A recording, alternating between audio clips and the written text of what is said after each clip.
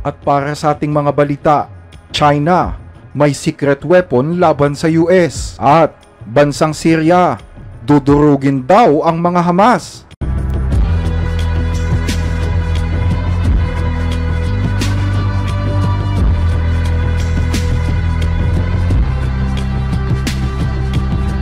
Ang araw ay pwedeng magbigay ng buhay, pero para sa China, pwede itong maging kasangkapan para kontrolin ang isang bansa. Ang dati ay simbolo para ipagdiwang ang kahalagahan ng clean energy ay ginagamit daw ngayon ng China bilang kasangkapan ng koersyon. Mula sa Washington hanggang sa lungsod ng Brussels sa Belgium at ngayon ay pati na rin sa Tokyo, nagsisimula ng magduda ang marami. Totoo ba na ginagamit ng China ang mga solar panels bilang sandatang militar? May mga ulat kasi na mayroon umanong mga kill switches na nakapaloob sa mga solar farms sa Estados Unidos. Dahil dito, agad na isinagawa ang isang malawakang investigasyon patungkol sa energy security ng bansa. Hindi ito basta-bastang technical problem, dahil mayroon umanong mga backdoor kung saan sinasabing pwedeng i-shutdown ang mga solar panels na ito mula sa malayong lugar kahit anong oras. At ang matindi pa, karamihan sa mga solar panels at inverters na ito ay gawa umano sa China. US engineers inspecting Chinese-made solar components have uncovered hidden kill switches and communication devices embedded in power inverters. Now, the Chinese have a direct line, potentially, to the US power supply. This is in equipment connected to the power grid in the US.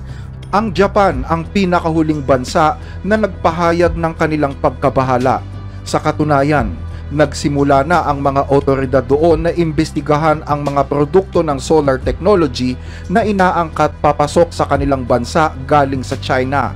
At naglabas na rin sila ng kautusan para sa formal na investigasyon.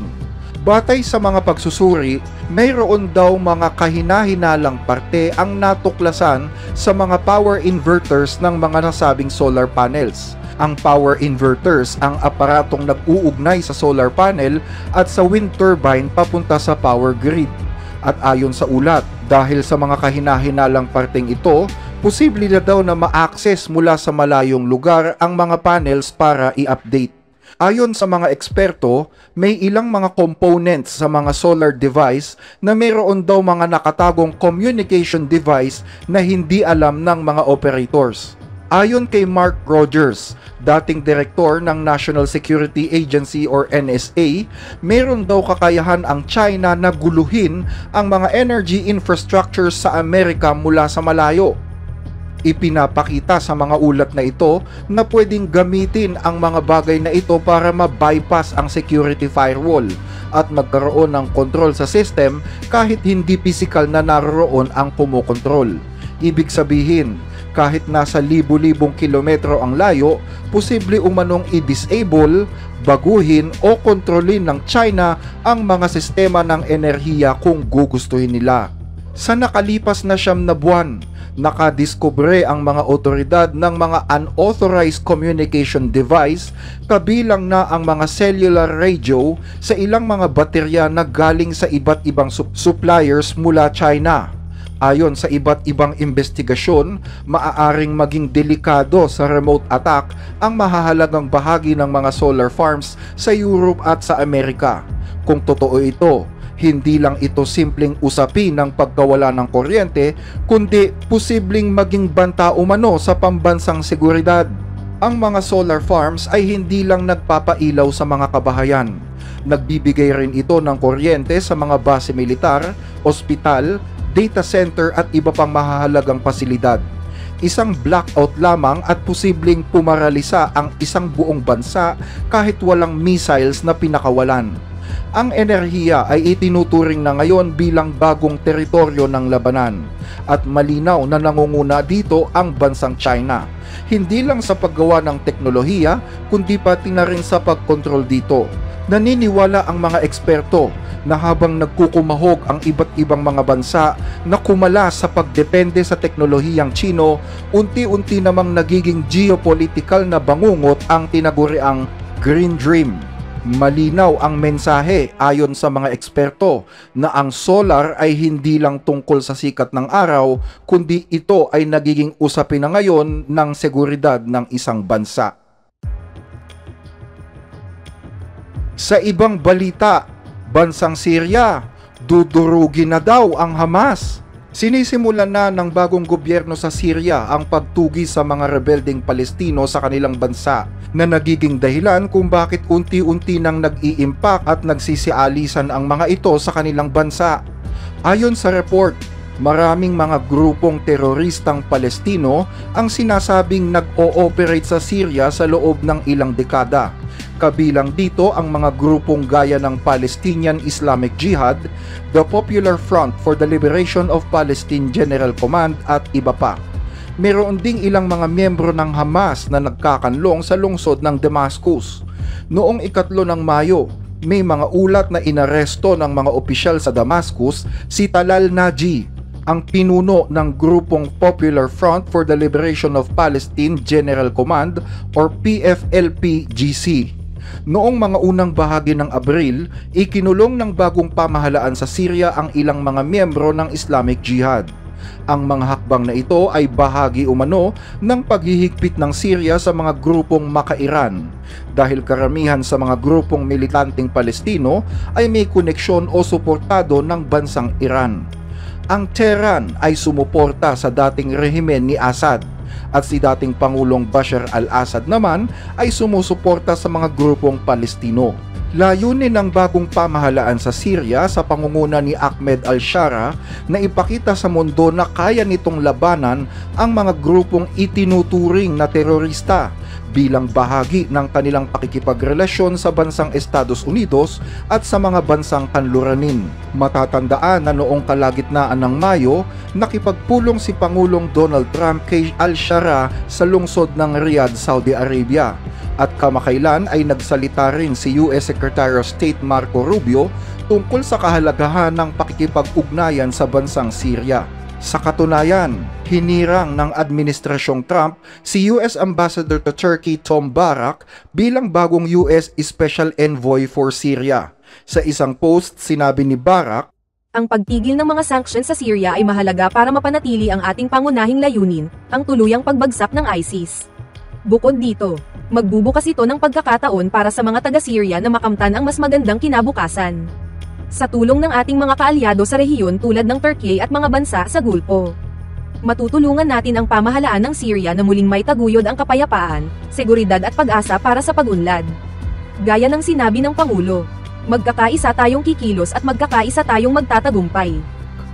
Sa isang ulat na inilabas ng pahayagang Al Arabiya, sinabi na umalis na daw sa lungsod ng Damascus ang mga lider ng mga grupong Palestino na kilalang malapit noon sa dating rehimen ni Assad at suportado ng Iran, matapos silang gipitin ng bagong pamahalaan at kumpiskahin ang kanilang mga pag-aari. Ayon pa sa isang source na iniulat naman ng pahayagang France 24, tuluyan na daw isinuko ng mga grupong Palestino ang kanilang mga armas at isinumite na rin sa mga otoridad ang listahan ng mga miyembrong may dalang sariling armas.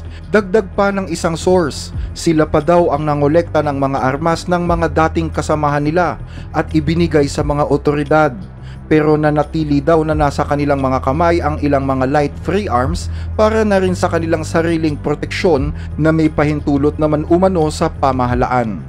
Dagdag pa ng France 24, wala na raw ang mga watawat ng mga teroristang grupo sa kampo ng Yarmouk na nasa labas ng Damascus. Sarado na din daw ang mga gusali ng partido at wala ng mga bantay na naroroon. Kumikilos na rin daw ang pamahalaan sa pagkukumpiska ng mga ari-arian at training facilities na dating pagmamay-ari ng mga grupong ito. Iniulat din ng pahayagang The New Arab na umalis na sa Syria ang mga pinuno ng mga grupong suportado ng Iran at ni dating Syrian President Bashar al-Assad.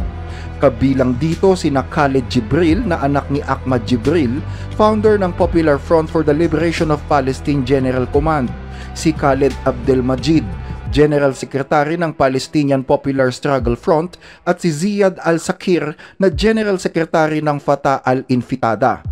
Ilan sa mga grupong ito ang sinusuportahan din ng Hamas. Sinasabing lumipat na sila sa Lebanon matapos silang pagtutugisin sa Syria. Noong Abril, inaresto ng mga puwersa ng Syrian Security si Khaled Khaled, leader ng Palestinian Islamic Jihad, pati na rin si Abu Ali Yasser, ang pinuno ng organizing committee ng PIJ sa Syria. Ayon sa Al Arabiya, si Ziyad al-Naqala, leader ng kilusang PIJ, ay may bahay sa Dumar, hilagang bahagi ng Damascus, na tinamaan ng airstrike noong buwan ng Marso. Kasunod nito ay nanawagan si US President Donald Trump sa bagong Pangulo ng Syria noong sila ay magkita sa Damascus na palayasin umano ang lahat ng mga Palestinian group sa Syria. Samantala, sinabi naman ng isang Palestinian source na wala pa daw silang natatanggap na abiso na pinaalis na sila sa Syria.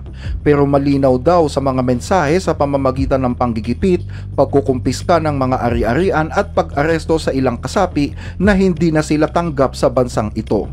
Kasabay nito, nakakaranas na rin daw umano ng pressure at panggigipit ang mga militanteng Palestino na nasa Lebanon.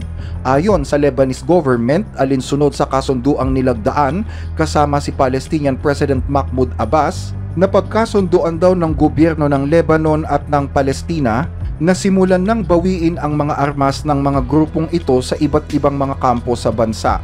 Nabuo ang planong ito sa pamamagitan ng isang joint committee na inanunsyo ng magkabilang panig noong araw ng Miyerkules.